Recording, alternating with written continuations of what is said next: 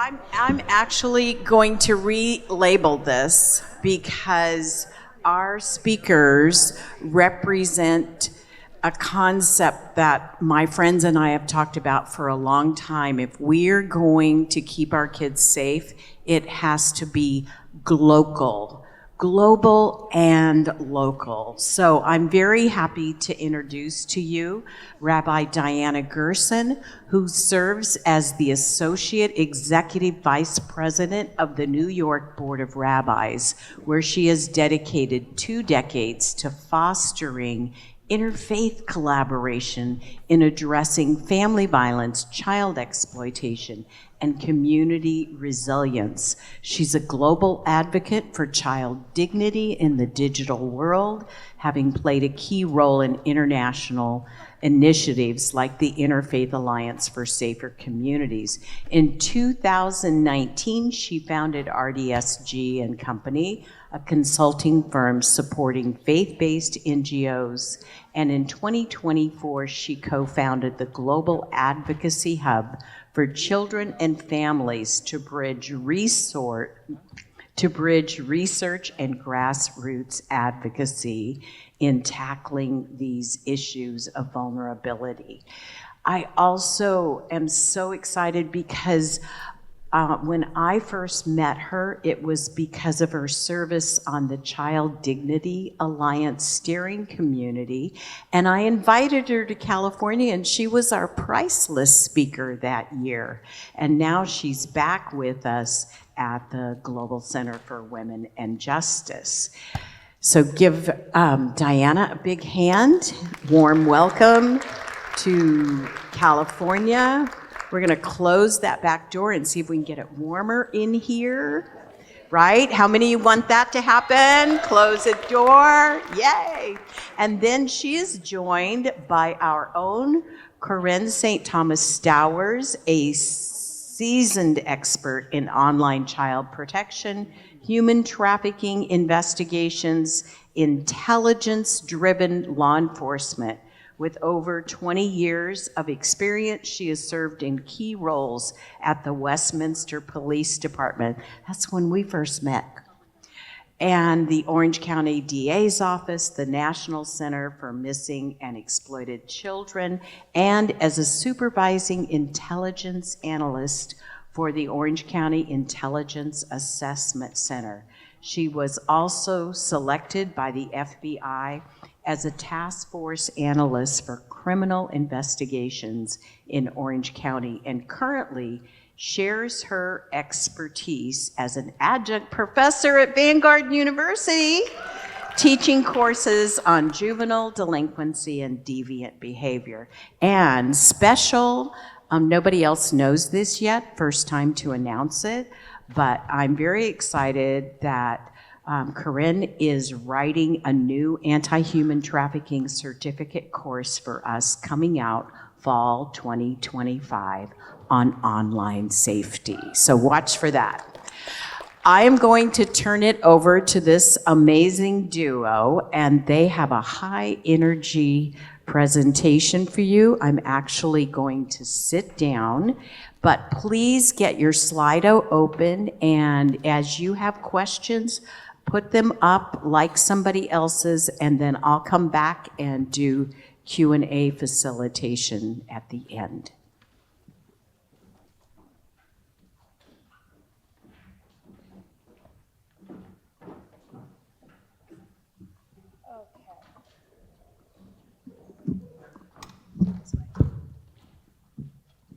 Good morning. Come on, you could do better. Good morning. All right, my goodness, I am sitting here. Is this okay up here like this? Is it bothering anybody's sight lines? Guys in the back? Okay, all right, great. Because I was hoping I'd be able to see the screen, and well, let's be honest, my vision's not that great. So I would need my glasses for that, and they're in New York. So, firstly, a big shout out to Dr. Sandy Morgan for organizing Ensure Justice and for all the work and leadership that Vanguard University puts forward in this through the Global Center for Women and Justice. I cannot thank you enough for the invitation to be here. I am Diana Gerson. Most people will call me Rabbi Diana. You could just call me Diana. I never trip over my own yarmulke. And I have been doing this work for a little over 2 decades, and I work for the New York Board of Rabbis, which sounds very boring, and the Interfaith Alliance for Safer Communities, and last year I founded the Global Advocacy Hub for Children and Families. So I'm a bit of a pracademic, part practitioner, part academic, and I am here today because I bring a slightly different perspective in much more of a global space. Corrine, do you want to just say a few words? Yeah, thank you. I want to reiterate that every year when I know Ensure Injustice is coming around, that I'm so proud and honored to be here and to be able to speak and give my perspectives. And when I met Diana, it was kindred spirits. I felt her energy and I was like, ooh, 2 strong women with strong opinions. This is going to be fun. So having the global perspective shared today, I will share with you more of the local perspective or the national perspective on what we see in terms of child safety online and some of the dangers and risks associated. And again, that practitioner with additional research on the side of it, I can relate. The pracademic modalities Yes. is, I think, a really important one to think about. So we're going to do a few different things today, and the objectives of this, well, now 50 minutes. I'm conscious of time. We're going to analyze the global and local scope. So the glocal is what we like to say at the United Nations. Explore the role of cross-sector partnerships, discuss global digital citizenship and digital identity, address confirmation bias, and promote spherical approaches, and of course, present strategies for hope and actionable solutions, because we want you walking out feeling hopeful, like we can actually do something about what's going on in the world. And I have to say, even hearing the first presentation this morning, I am filled with both hope and dread about where we are. And I know I'm a blast at dinner parties when people go, so what do you do? Oh, yes. Same. I relate. I'm not fun at my kids' parties. Yeah, I know that feeling. So let's start with the global so we can kind of zoom out so we can zoom in. So what are the statistics and the trends on online sexual exploitation and abuse of children? That is what that acronym stands for. They keep changing it on me. It was like CSAC, and then it was CSIM, and then OSEC, and now it is OSEC with an A in the middle. So I am like feeling like I'm always learning as well about the different terminology that we're using. So statistics and trends. I will be honest, it doesn't look great. But then again, think about the scope. Everybody here have a cell phone? Anybody here have one of those flip phones? Your kid has a flip. Bravo! I like that. So, but think about it. Technology has changed. Now, we heard about being a Gen Xer. I'm Gen X. I understand. And I remember getting the first cell phone. My father actually had a car phone, and it was like literally installed in the car. Right? And now I see Verizon advertising cell phone for 5-year-olds for Christmas.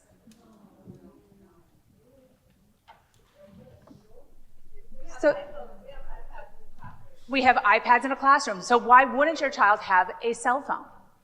Why wouldn't your child have a supercomputer that they put in their backpack pocket, sleep with it under their pillow, on their chest, because where else would it be? Because that child is now living in a 24-hour cycle, right? So the scope is great because honestly, the connection is greater. The opportunity is greater.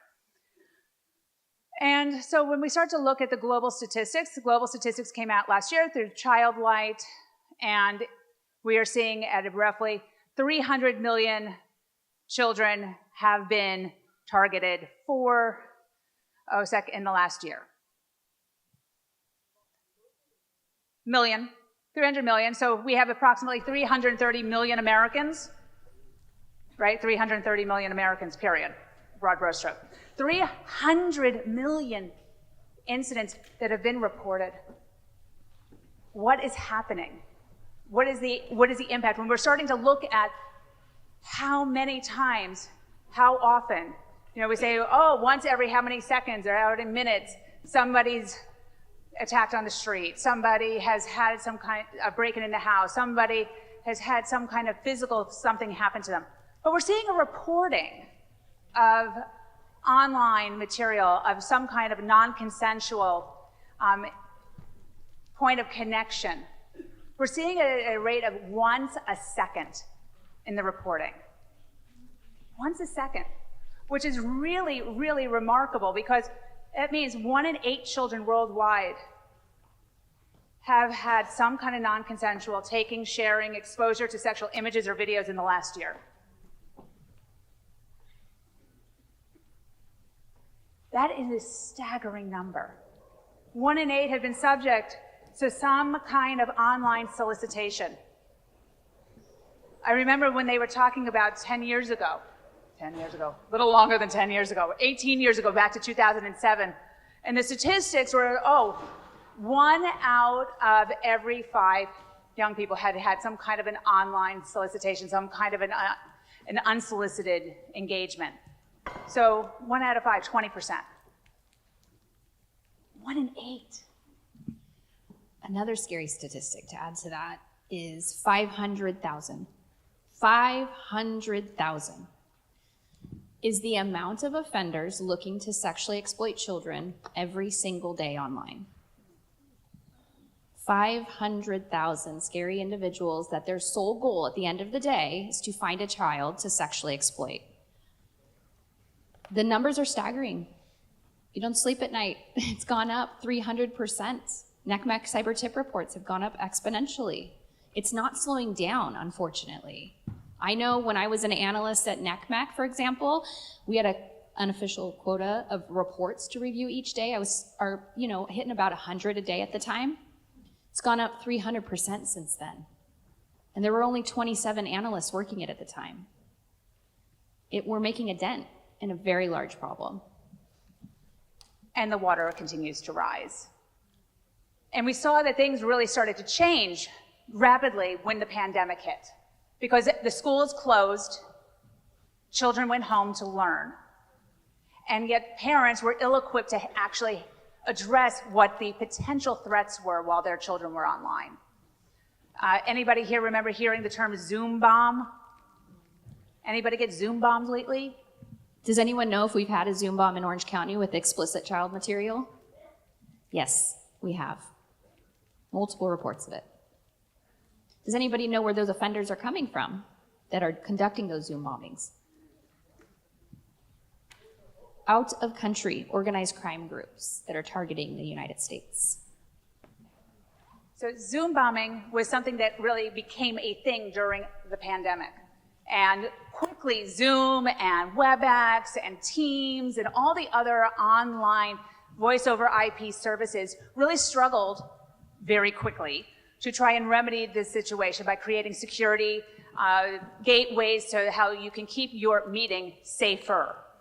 Safer. It's never fully safe. It's just we're working to make it a safer platform. Exactly. But we also understand that while we were talking before about how do you get to the dark web and things like that, we also have to recognize that these things are happening in plain sight. You can go on Facebook, you could put in child pornography, guess what? You're going to find images every day. I could literally spend my whole day just making reports. I can find it on Instagram, I can find it on WhatsApp, I can find it on YouTube. Mm-hmm. And so we have a really big statistical problem, and we have to look at it on the other side. We have to look at who is doing the perpetration, right? So we know organized crime. We know that exists. But we also see the statistics of actually which countries have more men who are actually seeking to have a sexual encounter with a child online. And we understand that if you've actually done it once, you're 2 to 3 times more likely to do it again. Mm-hmm. So the statistics are kind of ugly because even in the United States, to steal a statistic from the US, is that we know that approximately 14 million men have self-identified as having offended online against a child at least once. That's 1 in 9 men. That are admitting to it. Exactly. They self-identified as having participated in this. And if we think about that, we have to think about who are those men? Because it's not necessarily the creepy guy on the corner. That's such a great point. One of the scariest parts about working at the National Center was sitting there working on these reports. And part of my job was not only to assist in locating the victim for law enforcement, but also taking a look at bad guy. The scariest part that really stuck with me is that I'd be walking through Target, Costco, shopping with my kids, and I'd go, there's a dad, and I would be triggered by a relatively normal encounter between a father and their child, because I'd seen it before.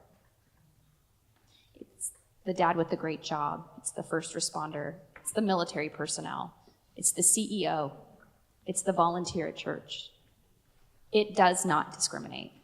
And that just is so incredibly frightening to me. We can't convince ourselves that the idea of the scary white van in front of the mall is the one that you should be afraid of. It's the person that's building rapport with your 4-year-old. It's the idea that stranger danger was what we were looking for. That's the resilience we were trying to build in our children. That's who we were telling them to look out for. But when we go online, and we have to think about all the different places children are going online, that they're going online, they're going on the apps that we allow them to download. And yes, as we heard before, if the program is free, the app is free, the game is free. And I remember meeting parents who are like, oh, my child can download anything they want online so long as it's free. And I'm like, oh, because that means you or your child is in fact the commodity, right? That is what they are buying and selling, that child's information. And I can give you an interesting example. 2 weeks ago, I have a friend who lives here in California. She's up in the Bay Area, and she became a grandmother.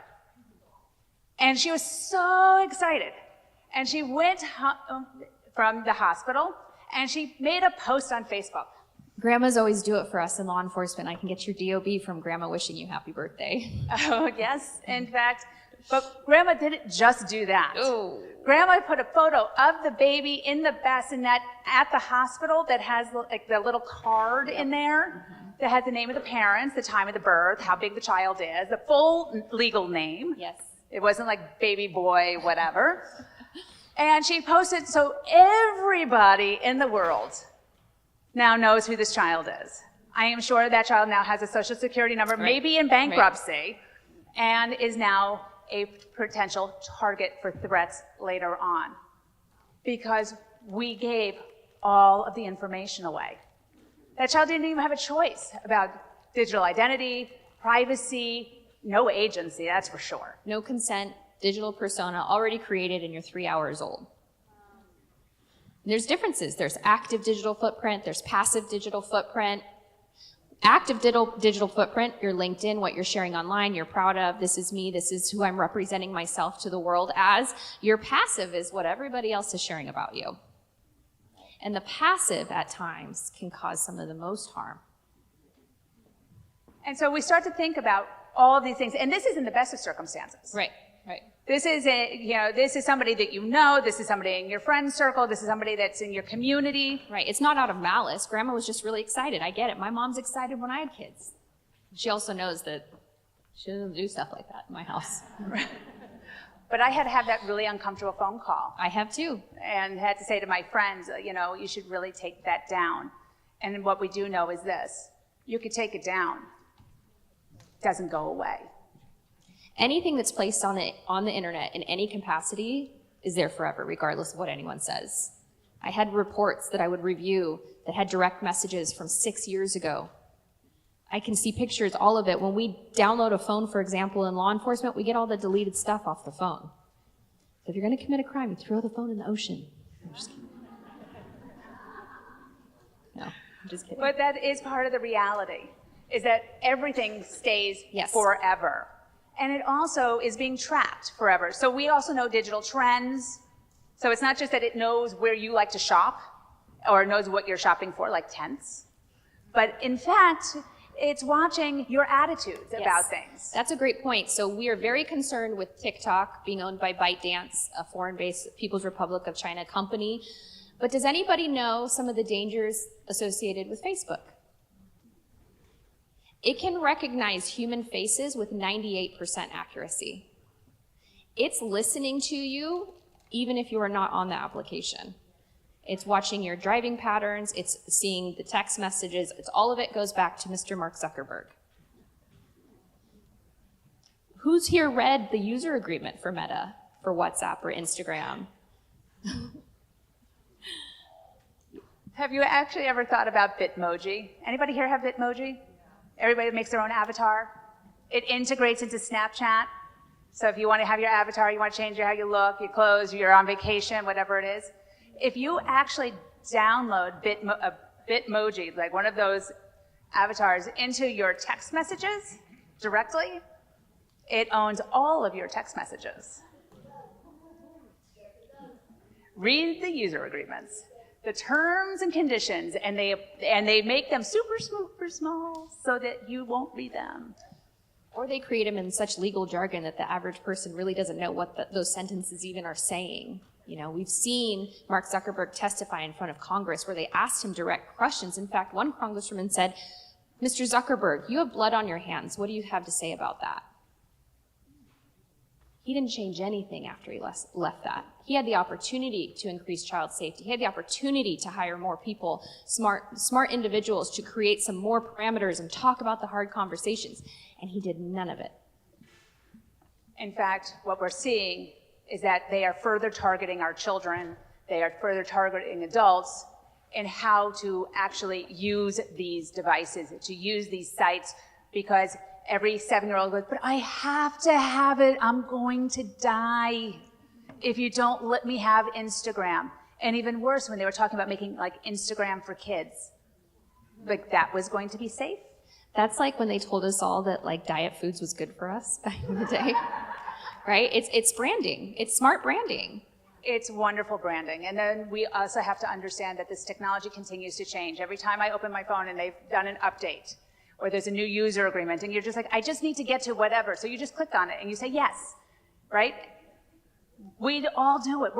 I'm guilty of it. It's a very human instinct. I gotta go. I don't have time for this. I'm not gonna figure this out.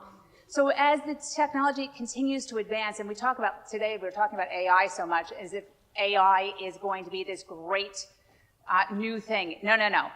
We've been doing AI really long time, better branding, and the way that we're doing it. But the fact of the matter is that the rapid technological advances are making it much harder for us to figure out how we are going to stop it, right? How are we going to legislate against it? How am I going to do this? You know, we keep talking about different kinds of legislation. COSA has come up, take it down. Look at what happened in Australia last year. They actually banned social media for anybody under the age of 16. We should be listening a little bit to Australia. They got it figured out with those safety parameters and spiders. Yes, but they left in YouTube. Yep. So YouTube is exempt. And now apparently the other platforms are now suing the Australian government because YouTube is excluded. So they actually want to they're like, well, why did they get excluded and we don't? Well, have you been on YouTube? There's some really scary stuff on YouTube as well. Just as much risk to children on YouTube, but it's considered by some to be an educational platform. And going back to our technology-based advancements, it makes it harder for law enforcement to do our jobs. So to give you a short little story, as an analyst, I was sitting at my desk one day. I was working on a Tumblr profile. The Tumblr profile did not have child sexual abuse material, and it did not have child pornography on it. But I'm sitting there, and there was a girl. She was about 6 years old next to a lake, and she was wearing a yellow bathing suit, and she was standing on a rock. And my girl thought, this is strange. And I kept looking at the photos and the dates of the photos. And the photos kept getting more sexually explicit, but not meeting that threshold I needed them to meet at to give them to an Internet Crimes Against Children task force. But I said, you know what? My girl gut's on fire. I'm like flipping out. I'm also a mom. And I contact where I believe that this child may have been located, which was in outside of Detroit, Michigan. And I say, hey, I'm so sorry. You know, I'm very apologetic, which I'm learning not to do. And I'm like, I just think this is weird. Do you guys mind? Can you kind of just maybe go out to this neighborhood I think this is at? Sure enough, law enforcement goes out to the neighborhood. They find the lake in which the photos were taken. They start door knocking. They say, oh yeah, that little girl, she lives over there. They end up serving a search warrant on the location, pulling dad out of the home, pulling 2 children out of the home. Dad had been sexually abusing both children, producing child sexual abuse material. Mom was a very, very, very serious case of domestic violence and was unable to protect her own children in that space. So back to the point, had I not seen that public profile and seen that one picture that didn't sit right with me and start to make a little bit of a stink as an analyst, those 2 children would still be there today. Okay?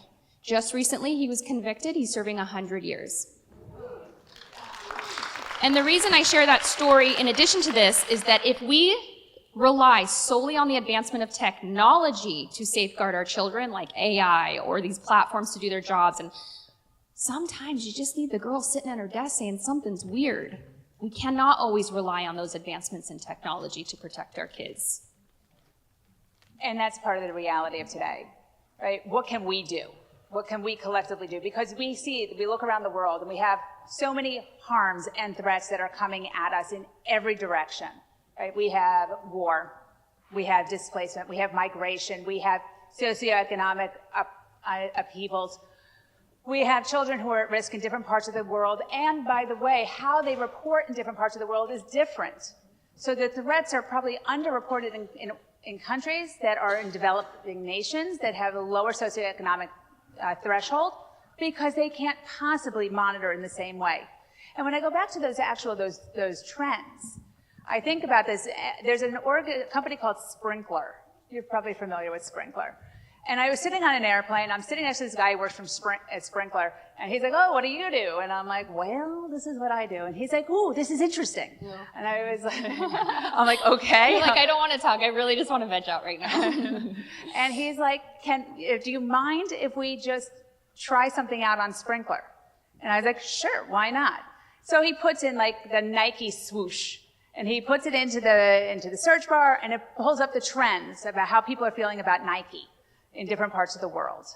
He puts in child pornography and is able to figure out which parts of the world have a positive disposition towards it. Oh yes, it can find those trends.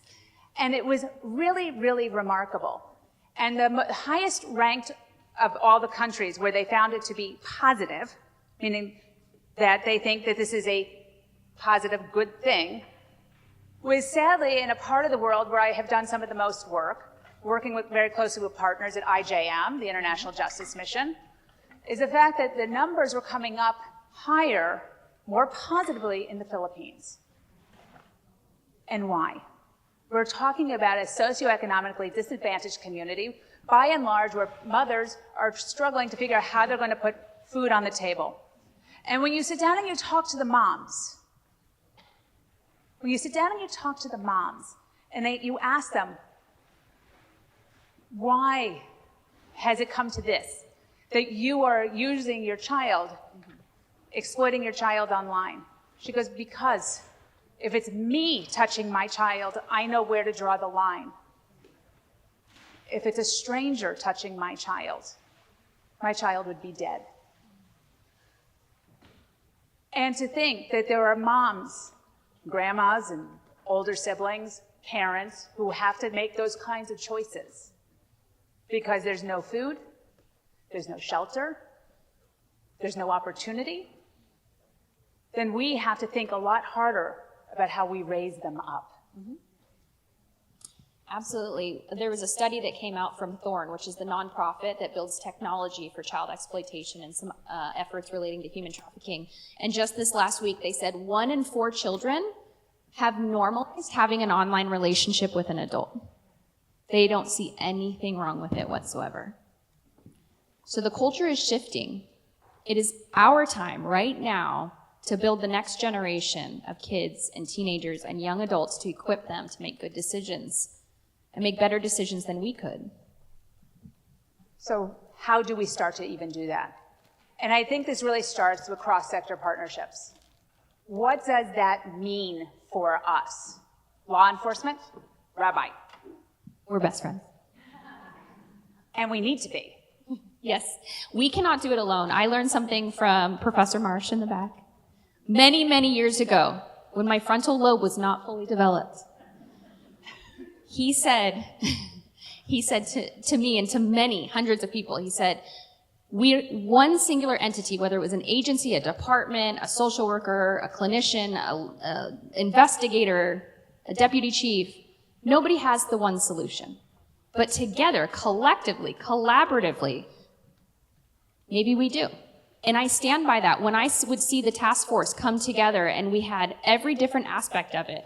When I did Operation Red Zone back in 2022 when the Super Bowl was in LA and we ended up arresting 56 people for sex-related crimes, I didn't do that. I wasn't banging down the door. I was the dork analyst behind the computer. But guess what? I found the people that did that. And then I found the immigration attorneys, and then I found the victim advocates, and then I found the social workers, and the medical professionals that needed to be a part of it. You find the smart people in the room and bring them together and have them talk. That's where the solutions come from. That's also where the advocacy begins. How do we do this? Because I don't want to have to be in a situation and have to search. Like, who do I call next? And what do I do? I want like the button on my computer that I go boom and it calls everyone. You know, those like WhatsApp groups that I love so much where I can literally throw in any topic and I will get back 20 different answers from different parts of the world.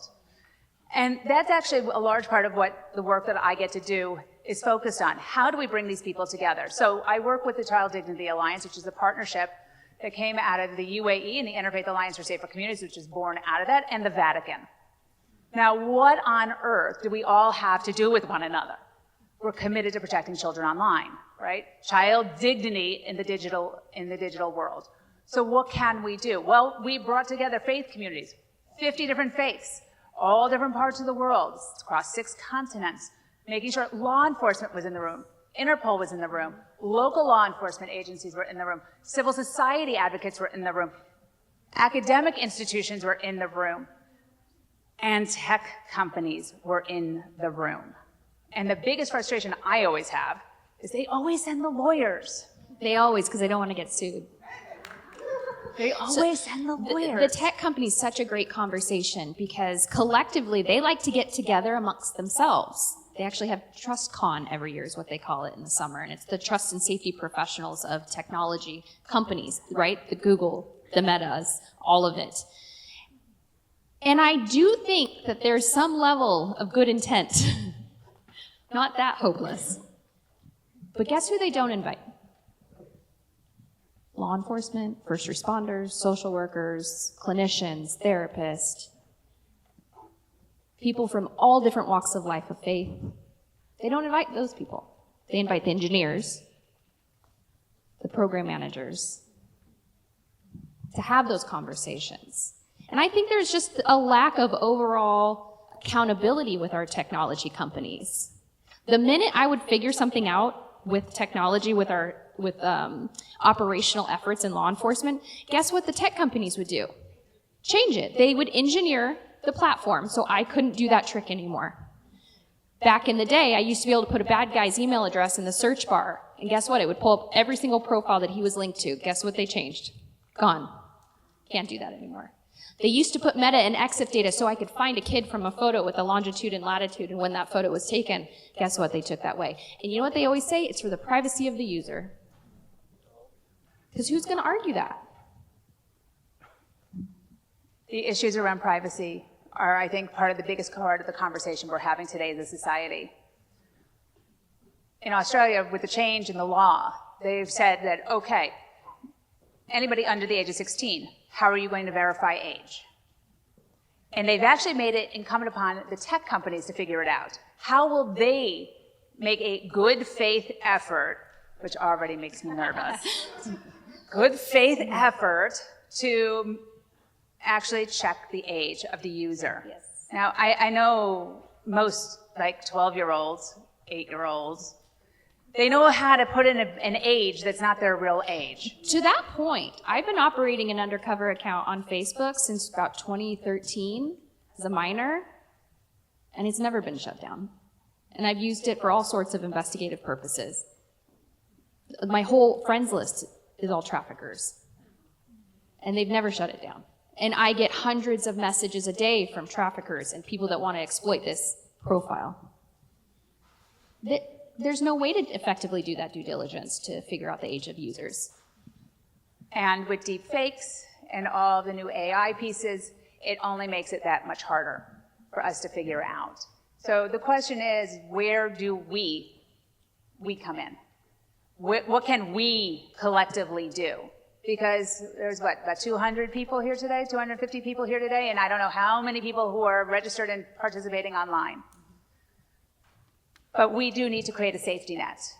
And one of the things I talk about often is that we need to make sure that we're working together, and we got to break down those silos. We have to stop working law enforcement over here, civil society over there, academics over here. We have to actually be at the same tables together, talking, sharing best practices, and understanding the changes that are happening, because they're happening at a pace we cannot possibly keep up with on our own.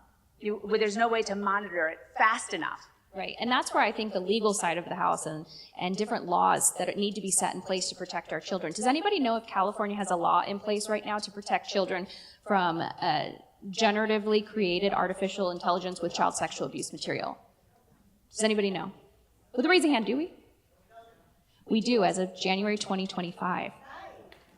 So Assembly Bill 1831 was something I assisted in co-writing and in collaboration with many smart people, of saying if somebody is in possession of child sexual abuse material, if it's artificially created, we cannot arrest them.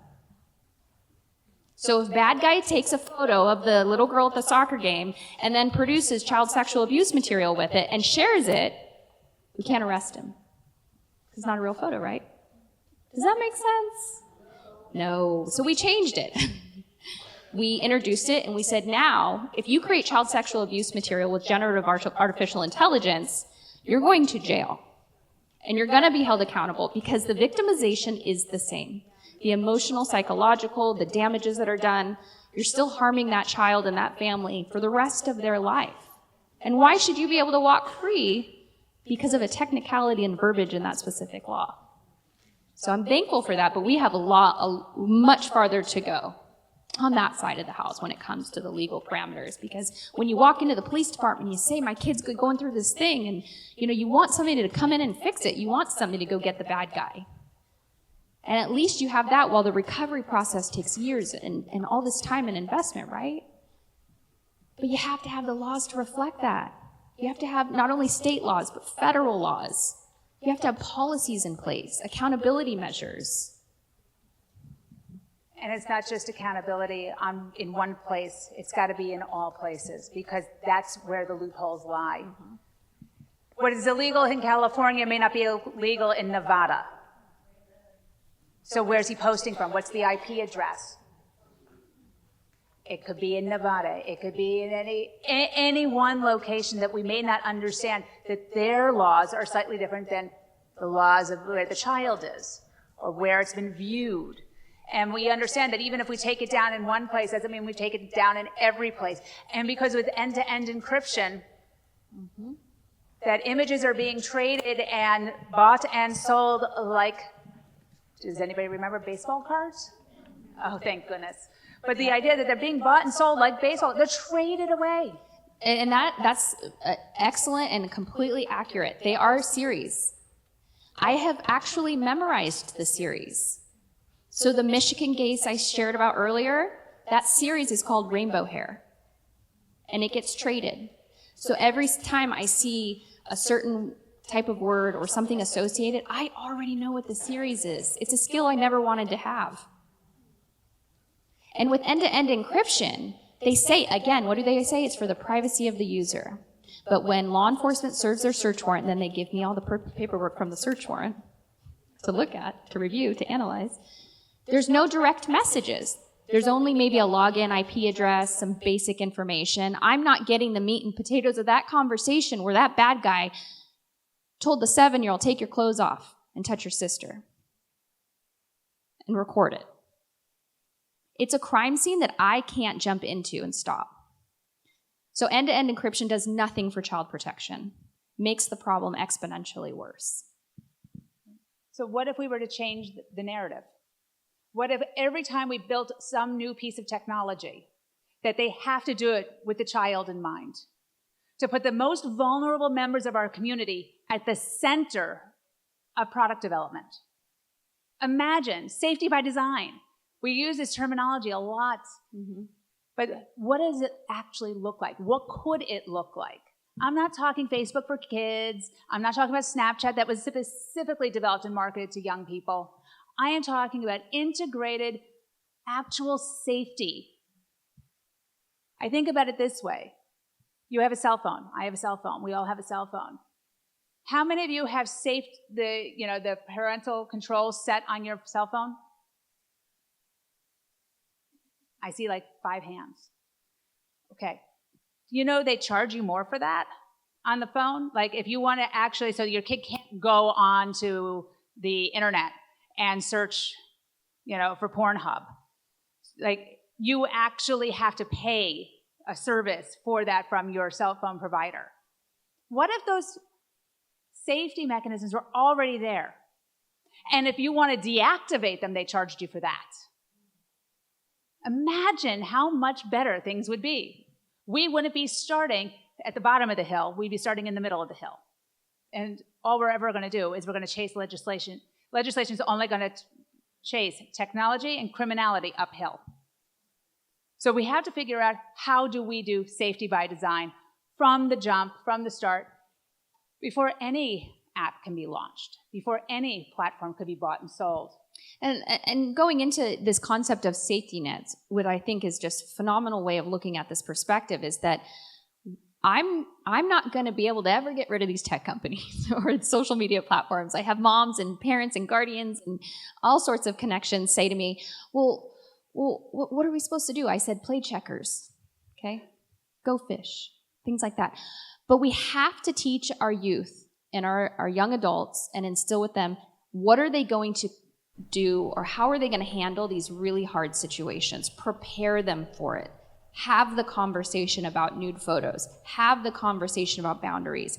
Have the conversations about direct messages.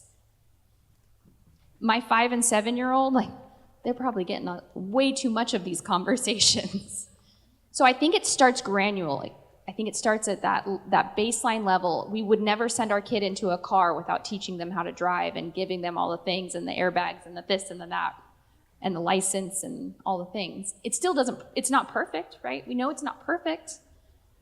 We should never just hand over a device and access to applications and social media without preparing for them to really understand these are choices that may stay with us for the rest of our lives.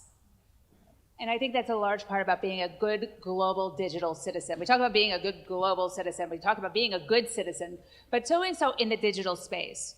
So think about my friend who put a wonderful photo of her grandchild online. I would never do that. I would encourage you to never do that. Why? Because you're taking away any kind of privacy that child will ever want or need. And we all need some level of privacy so we can make choices about how our information is shared. We want to make sure that we're actually becoming good digital citizens, and part of that is information. And parents, yes, we have to have high digital literacy. We can't put on all the controls onto the computer and then ask our 7-year-olds, can you help me open this because I can't figure it out? Trust me, my nephew, when he was 3, was downloading apps off the App Store for his mother because she couldn't figure it out. But he was 3 and he knew it because it was intuitive to him. And I think that's a big part of the challenge. So our digital literacy needs to be high and constantly every day has to be a school day for us. And we have to make sure that we're doing that so that when our children come to us and they ask us questions, we have some answers. And it's always okay to say, I don't know, but let's find out together. Yes.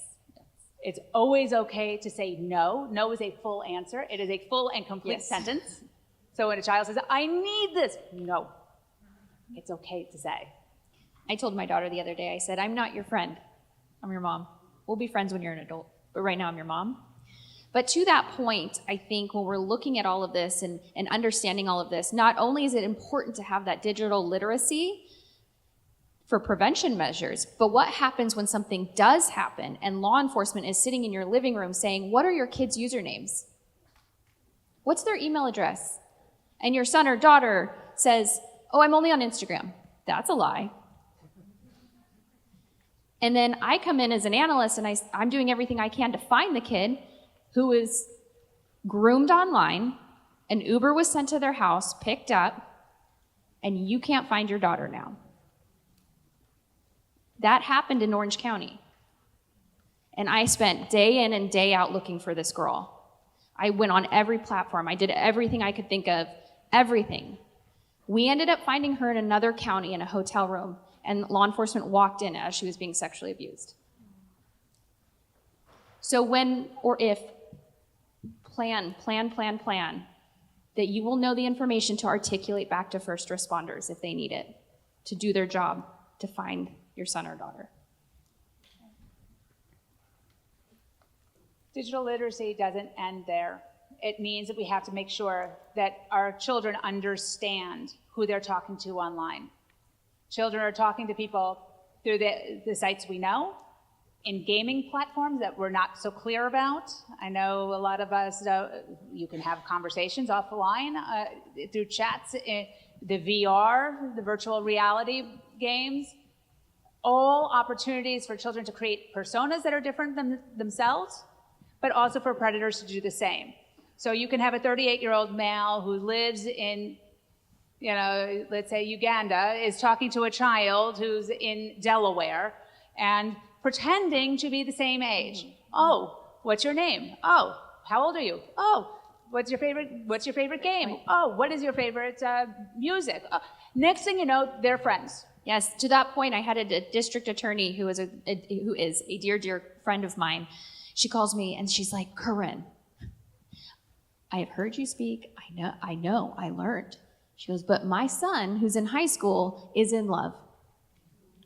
And the girl he met plays club soccer, and she lives in Costa Mesa, and she checks all the boxes, and they talk every night on Instagram, and it's real, true love.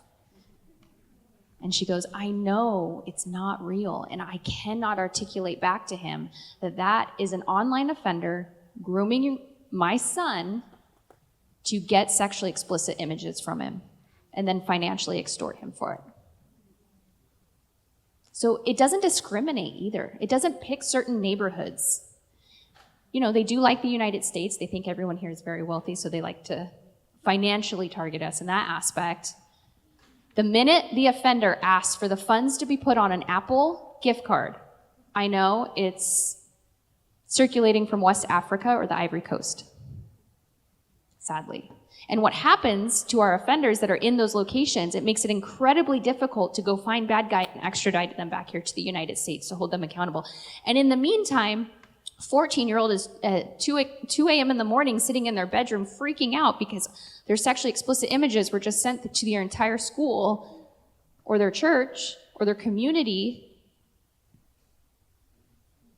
We've had a case in Orange County where the 14-year-old took their life that night because of it.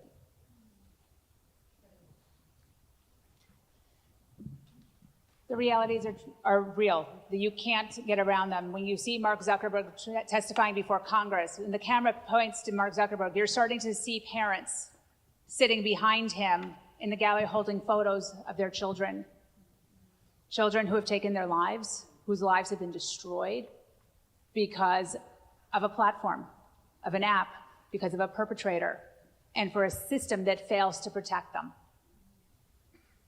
So what is it that we can do? Because there's something we can do. On multiple levels, there are things that we can do. One, you're here. You're here. You chose to come here today, tomorrow, because you care about this issue. That is a huge first step. I spend too much time talking to parents who are like, oh, come on, you're being overreactionary. This isn't really happening. Or to talk to some people who tell me, well, if I'm only looking at these images online, then it's not sinful. That's always the one that gets me in the gut. Mm-hmm. But the fact is that we have to be coming together and we have to be talking about it. We have to talk about it all the time. And we need to be talking about it together. So yeah, I'm Jewish and I live in a community where, well, here comes everyone. I live in New York. So the fact is that if I'm going to be doing a training at the synagogue, I'm going to invite the local churches, and I'm going to the mosque and the Hindu temple, and I'm going to invite the law enforcement to come, and I'm going to invite the local academics, and I'm going to make sure that I have all the stakeholders who support this child, because this child is everyone's child. I want all the stakeholders in the room. I want all of us getting the same information. I want us all understanding how to put the guardrails on, how to build that safety net under the community. Because when a child comes to you, that may not be your child. It may not be of your faith. It may not be in your community. It may not be a child that you know, but maybe it was a child who saw you as a lion of hope. You were a lifeline. So we have to know how to meet that child in that moment without being like, oh my gosh, I don't know what to do. But calm, cool, collected. And letting the child know it is not their fault. The self-shame feeling from it, I sent the picture, I did the thing, I heard that you shouldn't do that, and I did it anyways, and now this is happening, and that's why I can't tell anyone. Having the conversations before that happens that say, if this ever happens, it is not your fault. Create a safe space for that dialogue. Create that space where, we're coming from, just like we do with sex trafficking and human trafficking, we come from a victim-centered approach. There is no blaming in this. And if we all work together, we know that every child knows who the safe adults are in their community. Once upon a time, I was in Ohio and I was doing a teaching for a bunch of clergy. And I had some clergy members sit there and go, oh, this is not a problem in my community. I've never heard of it. Doesn't happen. No family of mine has ever experienced this. And we get up at the lunch break and everybody's standing around and the social worker comes over to me and goes, his congregants go to the Episcopal priest down the road. Every child is everyone's child. Every family is everyone's family. We are one human family. I always say that in faith, 1 + 1 in math is 2. In faith, 1 + 1 = 1. One, you, me, one human family. We're in this together. I see Dr. Morgan. We're in trouble. I know. We could talk all day. All right, you guys, give it up for this duo. Thank you. Are you on? That would be so much fun. I am excited for it. Now I'm on. Yeah, let me try that again so the camera picks it up. How many of you want to see this duo go on the road? All right, we do have some questions, but first we need to come to a consensus because our time is a little bit constricted here. But getting lunch is going to be faster because it's a box. You grab it and go. So can I take 5 minutes of your lunch so we can ask more questions?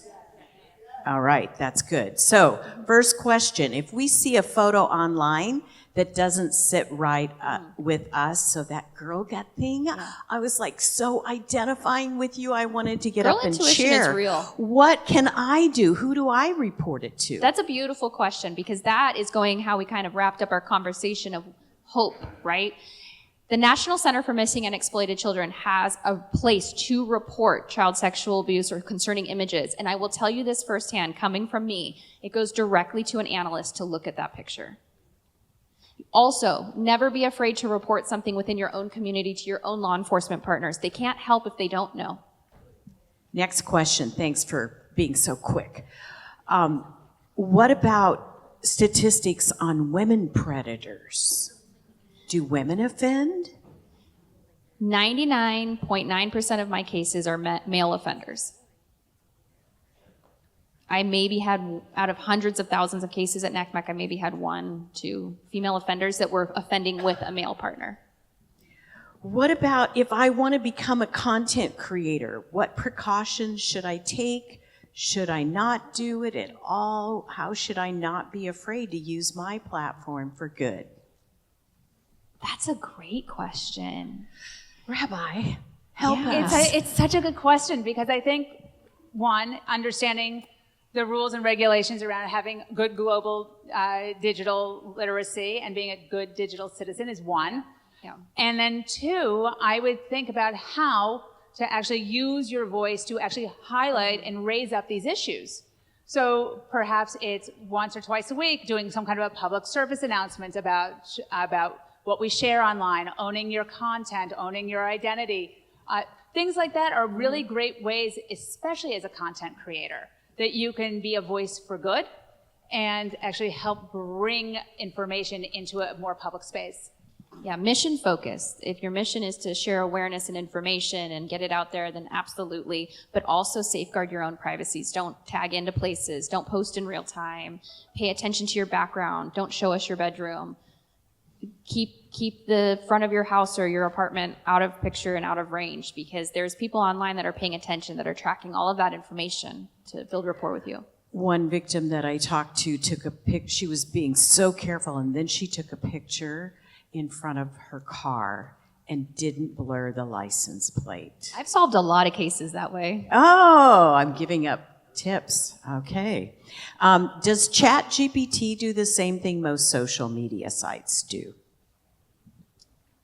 No, ChatGPT, is a tool that we're going to educate ourselves on. We are going to learn artificial intelligence, but it's not a traditional social media platform. It's a place to help you get your thoughts in order, and AI is wrong too a lot of the time, but it's not a traditional platform. It's more of a tool.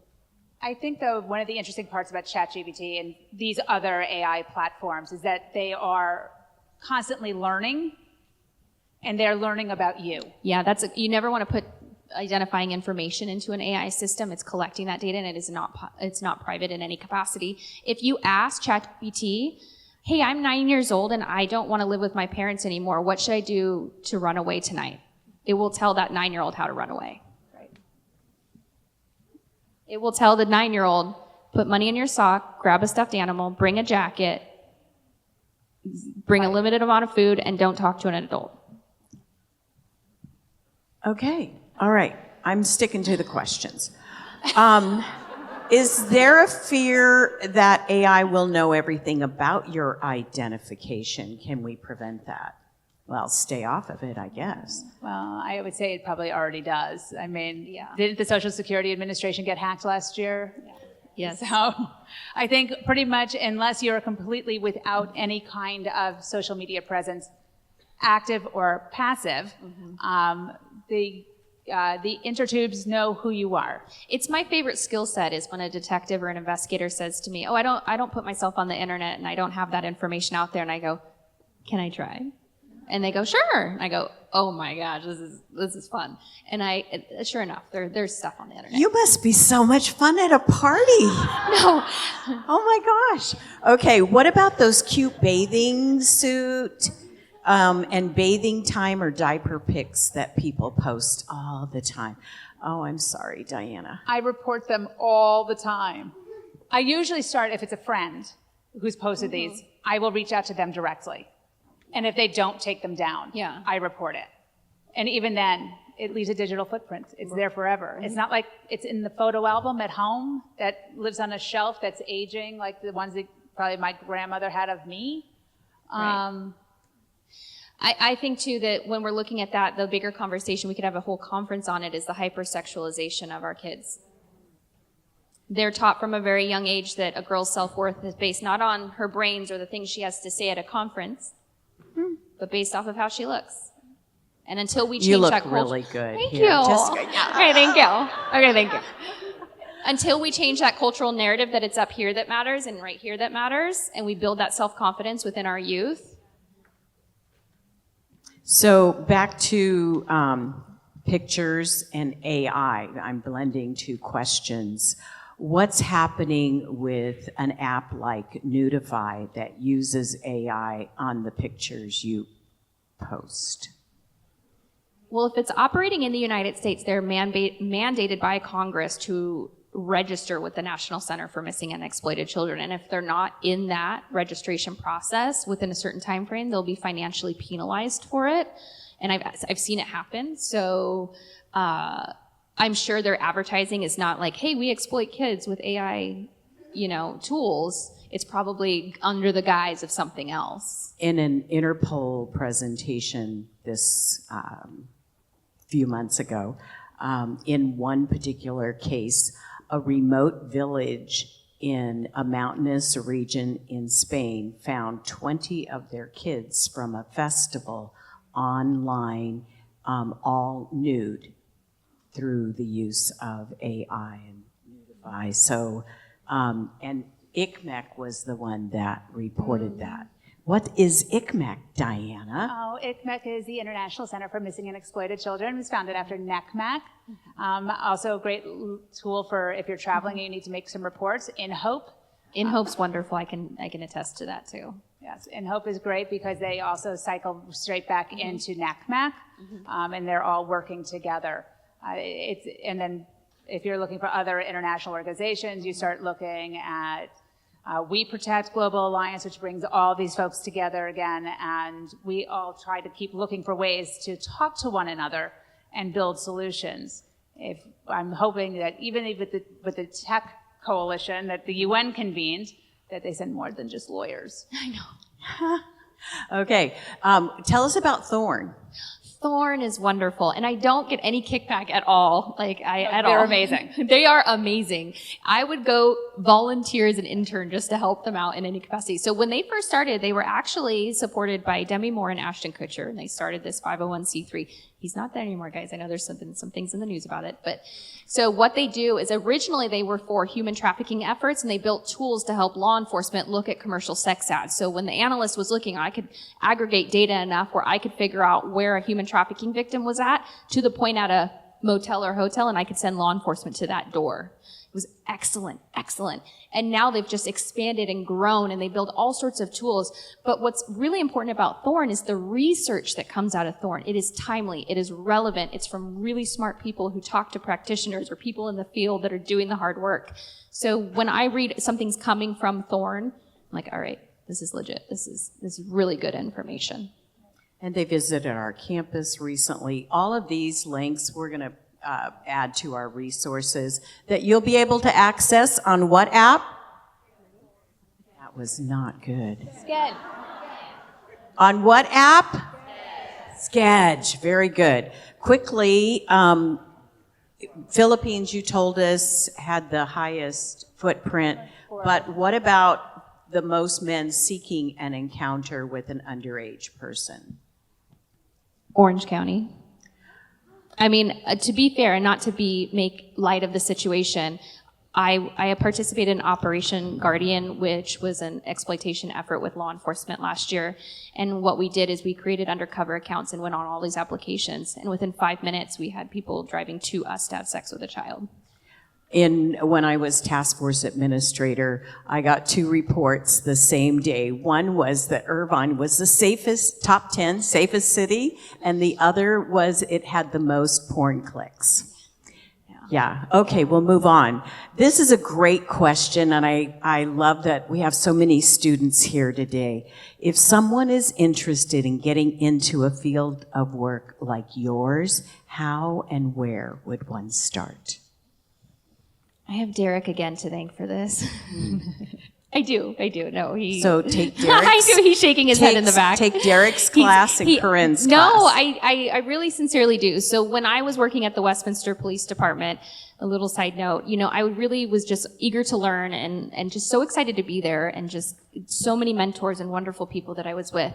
But I was brought into conversations that I didn't know I needed to be in very, very early on, and learn from people who knew a lot more from me. So get yourself into rooms with smart people that are doing some of the work. And even if it's honestly, I brought so much coffee, I cut all the bagels, I washed all the cars, I did all the things, because I knew that I had the passion to just continually learn more and to do more. And so to that, my recommendation would be volunteer, intern, get involved, do the work. It's not always going to be, you're not going to have that confidence of having it all figured out, and that is so okay. That's part of it. My career has not been linear. It has not been this. It's been like, and then like some stars and unicorns and all sorts of things. So you have to invest in the work and take pride in what you do and have a passion for it, and find the people and connect. Last 2 questions. Will you explain Zoom bombing, and will you tell us how to heal after seeing so many explicit images? So Zoom bombing is when they find a link to your having a Zoom meeting. It doesn't necessarily have to be Zoom. It could be Microsoft Teams. It could be any of these platforms that host meetings in that style. And then what they do is they come into the room and they drop in sexually explicit material, whether it's videos or it's actually real time of them sexually abusing a child. And so you have a meeting full of 20 people, or even, goodness, like a classroom of a bunch of 12-year-olds. And then all of a sudden this explicit material rolls in there. And sometimes with that comes viruses and malware, and it rolls into it, and it just starts destroying the system. I had a really bad one during the World Day of Prayer and Action for Children, which happens every year in November. And we had a global event, and this is in 2020, so everybody was home and everybody was on, and they took over the controls of the meeting. And immediately, of course, the people who were hosting the meeting shut it down. But the damage is done. What you've seen, you can't unsee. And so when we talk about healing, healing is not linear. Healing comes in with ebbs and flows. I strongly recommend that we find our spiritual centers. We have to find the things that actually bring us joy, that give us and make us feel filled with gratitude. We need the connections. We need to stand shoulder to shoulder with like-minded individuals who are equally committed to the things we care about. Because there are days I've come home after meeting a survivor, and like my sister will be like, oh, Hannah, who's now 20, Hannah's going to a sleepover at a friend's house. And I'm like, can you duct tape her pants to her body? And my sister would be like, tough day at work? And I was like, yeah, it's a tough day at work, but almost every day feels like a tough day at work.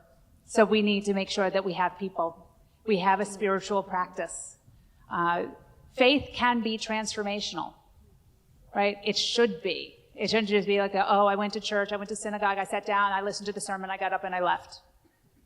It's about sharing an experience with other people that lifts you up and gives you that buoy that gets you through the day. Because there is enough heartbreak in the world to break us. These problems are not getting easier, they're not getting fewer, but I don't lose hope because I meet people like you, because you're here, because you care. And the children in your lives are going to be safer because you were here. That's right. We know that for every single one of us, we came here today, the children in your community, I don't care if you know them or not, are going to be safer because you have your eyes and ears open. Please tell them thank you. Now,